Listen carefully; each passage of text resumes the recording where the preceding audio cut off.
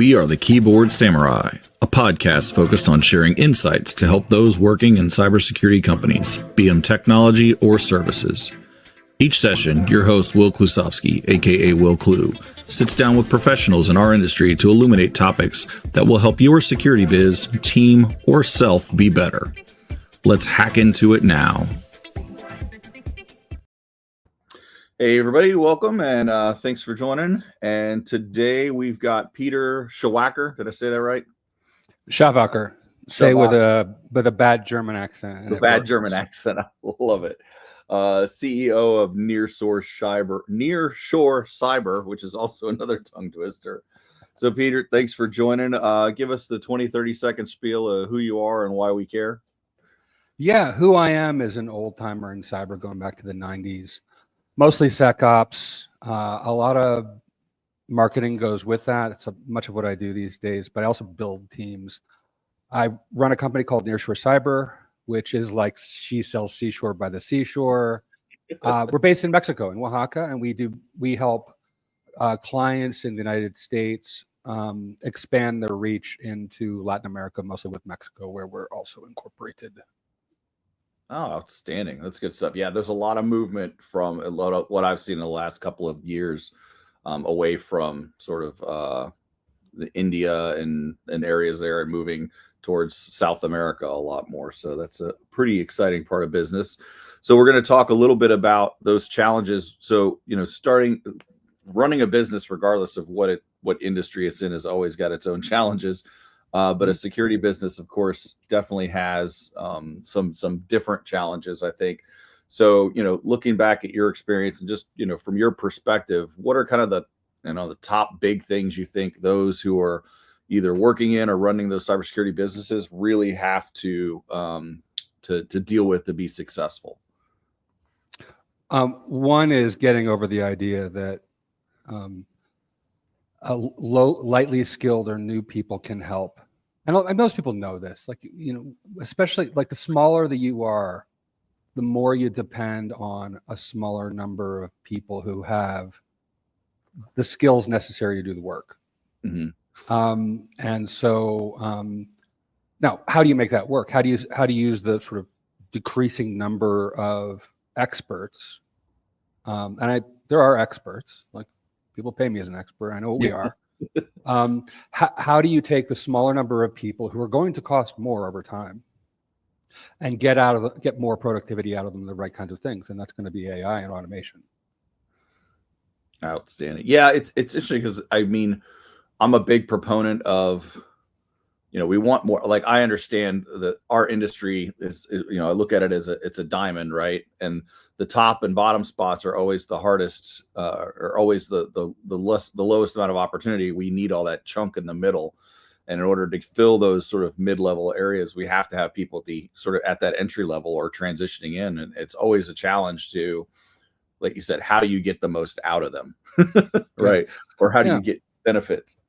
Well, yeah. How do you get what you need? It's not like there's this absolute amount of security value. We don't have generalists around. They don't really exist. They never really did.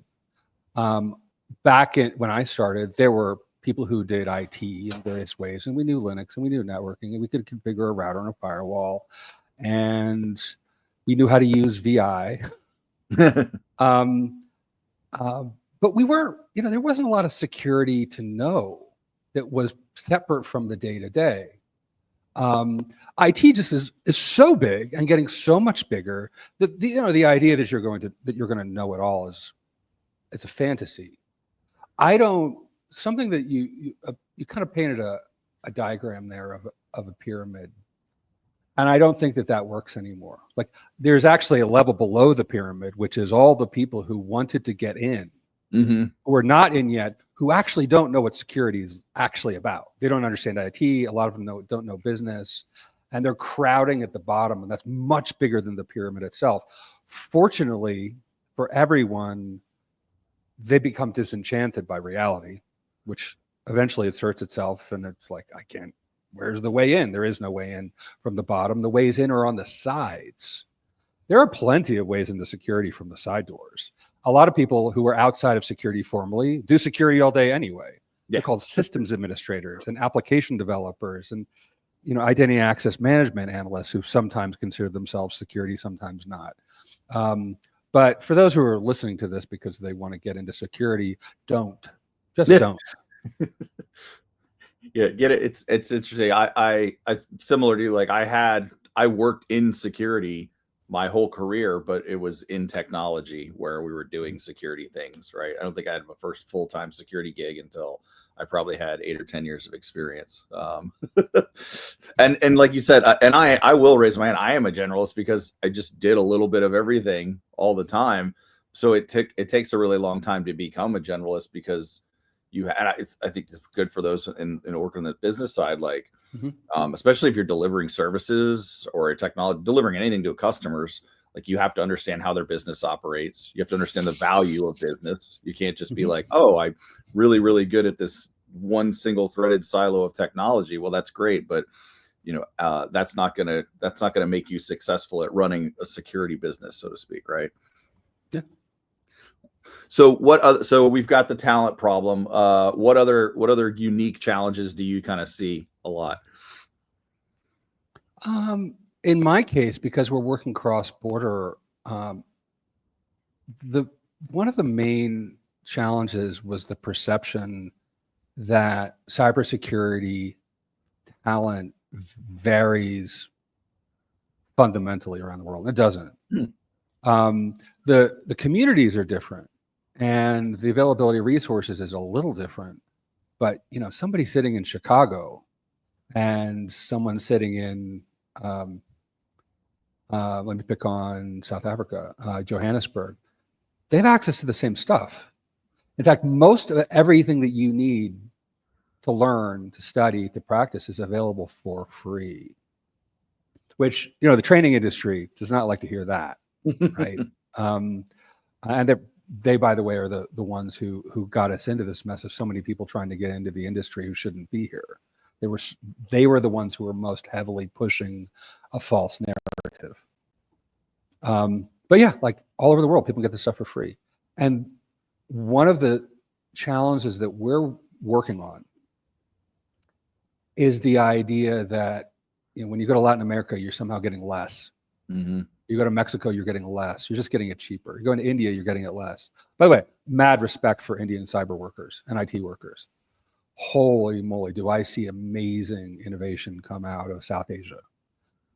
I'm in Mexico, so I'm going to promote Mexico. If I were in Mumbai, I'd be promoting Mumbai, but I'm in Mexico and I have a family here. This is my home. Romania, Bratislava. There's all these places that are all blowing up right now. Well, and that's my particular advantage is I'm here. I know the culture. I know the people. My Spanish isn't great, but I only deal with English language speaking professionals anyway. But so we started Nearshore Cyber a couple of years ago, knowing very well that our first challenge was going to be racism. And I think we've done a good job of chipping away at that, because I now hear people coming to me saying this nearshoring with cyber thing it seems to be blowing up. What's going on? I'm like, well, I think we've done a good job. That was our community that did that. It's working. You can do these things. You can change people's perspectives, and thereby start to make a dent in the world pretty quickly. I'm curious, did you see any, because I've worked for large global firms where we had, people working in, like I said, Bratislava, India, but also, South America.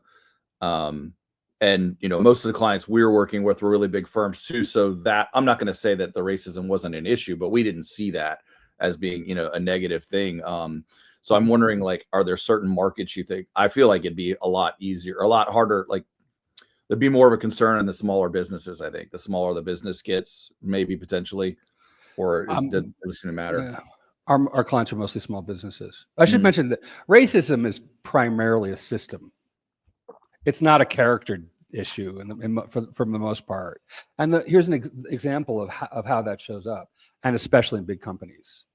Somebody says, I'd really like to hire them, but I'm concerned about what they might think. I don't have that problem overtly with Mexican workers.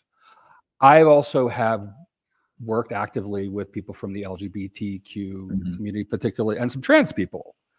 And the vibe I get when I mentioned, oh, and you should know she's trans, right? Which I know you're not supposed to say, but like I got to make sure that people are going to be good, right? Sure. And I have to screen for homophobia and transphobia, part of my job, right? And if somebody's like, ooh, that could be a problem with, I'm like, you're never going to be my client. Yeah, you're gone. Right. And so what we did was we created a natural filter. We're like, we are queer forward. We are pro Latino, pro polyglot. I love people who speak multiple languages. You said Bratislava, and my first thought was, where the hell is that? And now I'm getting really excited about Wikipedia later. Right. I want to work with people who see advantage in global talent community beyond the price. Like labor arbitrage is something we do because we have to. Charge less, charge more, sell for less, blah, blah, blah, right? And we can do good things on both sides. Like we can charge, charge a little less. We can pay a little more.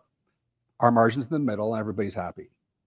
That's not what this is about. This is about pointing out that the advantages that workers have in Latin America in terms of resourcefulness, respect for systems and authority, and being able to understand hierarchies, and also understand the importance of relationships. The ability to read a room here is far better than it is in Indiana or in Pennsylvania, where I grew up, or in New York, right? Because the way the room operates and the pace at which things move is kind of naturally tuned to make people listen better and think about the words behind the words and the systems behind the words. Like, and a lot of people here don't even know it, but they're great systems thinkers. And it's not because they're, they're descended from the Aztecs or something. It's just part of the culture. Where does it come from? It comes from the conquest. It comes from Spain. It comes from the indigenous people who are here, and this sort of coming together and trying to figure out how to get by and not knife each other in the face. Right. Right. Same thing happens in the Philippines, by the way. Very similar culture. Right. United States, people don't feel that sort of sense of like attention when it comes to reading a room. They just talk. Yeah, that's interesting, because that's definitely like, it's a cultural thing, and I've seen it too. And I think, I mean, as an American, there's probably, I recognize we have a level of arrogance and ignorance also. If you look at social media, there's a lot of times people will post something, and Americans will have a very Americanized view of it. Like, well, that doesn't make any, well, okay, there's a whole rest of the world that you're not including in your one thought right now, right? Yeah. Maybe in America, that everywhere else it does. It's very easy when you look at the materials that are produced, like this show, like documentation, like blogs, and all that stuff, to think that the United States is the world. Right. And Americans don't notice that because they're in it. It's kind of like the fish can't tell you about the water in which it swims. One of the things that we've done to try and chip away at that is translate some English language documents to Spanish, like the IDSA, the Identity Defined Security Alliance. We translate for them. Well, we don't do it. We organize volunteers who do the translation for free, right? And in return, they give us a free sponsorship. But we would do it anyway, even if they didn't give us a sponsorship, because they give us an opportunity. Black Hills Information Security lets us translate their backdoors and breaches cards to Spanish. In fact, there are 4 more about to come out pretty soon, 4 more decks. And so there are these like things that don't seem to matter a lot, but on a certain level, it's a matter of respect, right? You respect someone by respecting their language and showing appreciation for it. I talk a lot about how cool Spanish is. I mean, 19 verb tenses. 19 verb tenses is powerful, right? The subtlety of the speakers is incredible. Americans, like, English is a mess. American English is terrible, even messier. But it's great for writing poetry. English is I've heard this from people who took on English as a second language or whatever, as not their non-native language, who studied literature or who wrote poetry, and they said, I'd much rather write poetry in English than anything else because it has so much variation and it's a combination of Germanic and French languages, because they just kept both after the Norman conquest.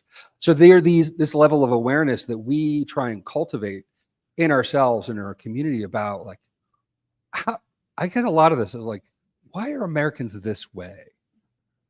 Right? So it comes from both sides, and we're trying to create a common cybersecurity community first in the Americas, and we're already starting to do it around the world, because we do Philippines, we do Greece and Turkey when GDPR shows up. Right. The guy who runs business development for me is out of Cape Town, South Africa, and so I think we're living in the world that we created, that we would like to see the rest of the world be like, to some degree. That Right. Gandhi thing. Yeah.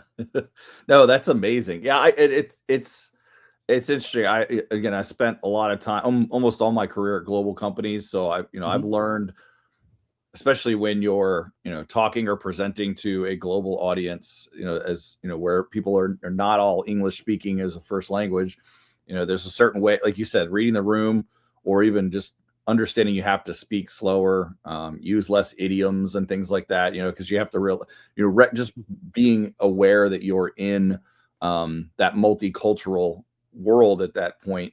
And I think that's something not a lot of people are aware of, especially those who kind of, go to work every day in America, right? Well, which America? Americans don't realize that they have at least 5 countries within the boundaries of the nation, right? You have, the Southeast, the Northeast, you have the Midwest, which is kind of divided between upper Midwest and middle Midwest. And then you have sort of California, Pacific Northwest. So I lost count. And then Canadians are sort of like, we sort of adopt them as Americans. We pretend that they're Americans. They don't much like it, particularly the Quebecois, right? Oh, no, yeah. I spent a lot of time in Quebec around 2008. And the point is that, and Mexico is sort of barely one country. Oaxaca, where I live, is pretty different from Monterrey. I lived in Mexico City for a couple of years, and we're doing a lot of business in Mexico City, Monterrey, Guadalajara. In some respects, the same culture, because everybody watches Mexico City news.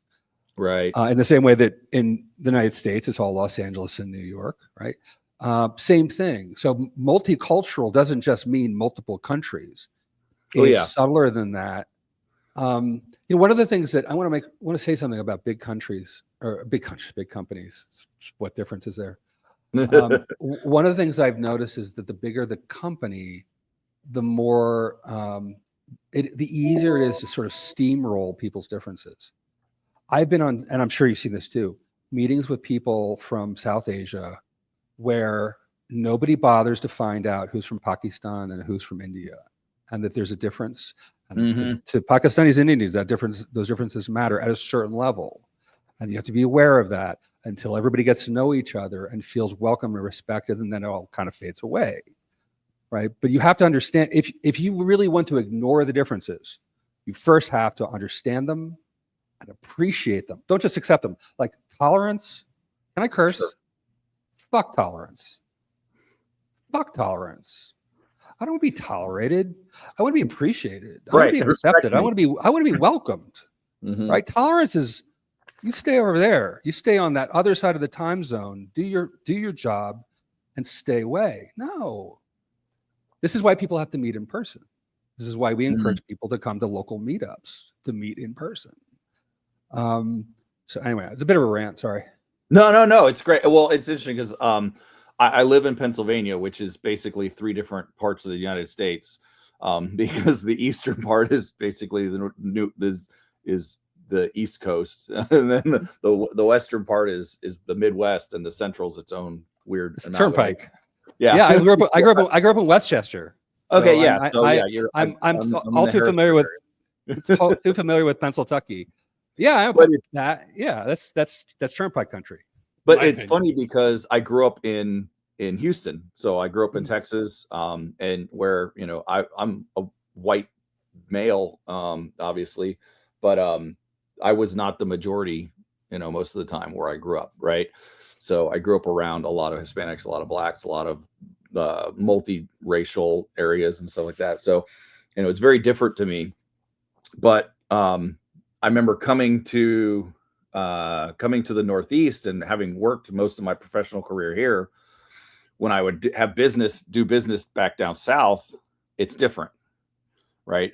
I'm a direct, hey, no nonsense email. I need this, get me that. Do kind of the New Jersey, New York, speedy up, hurry up and do things. But then when I do business with clients that are down south, there's a lot more pleasantries. It's a lot slower moving, so to speak. I mean, it's a very different kind of business, and it's very important. It's very interesting, and it's something I think we need to be aware of. So it's pretty cool. I'm kind of glad we got to chat about this. All right, Peter. That was awesome. I'm gonna. Where can people find you on the interwebs if they want to? Start at LinkedIn. We'll go from there. Okay, that sounds good. Outstanding, Peter. Well, thanks for your time today, man. Appreciate it. Thanks for your time. Take care. Thanks for enjoying Keyboard Samurai Podcast. If you'd like to engage, find Will on LinkedIn at /WillClue or visit at willclue.me. That's WILKLU.me for more info. Disconnecting now. Synac you later.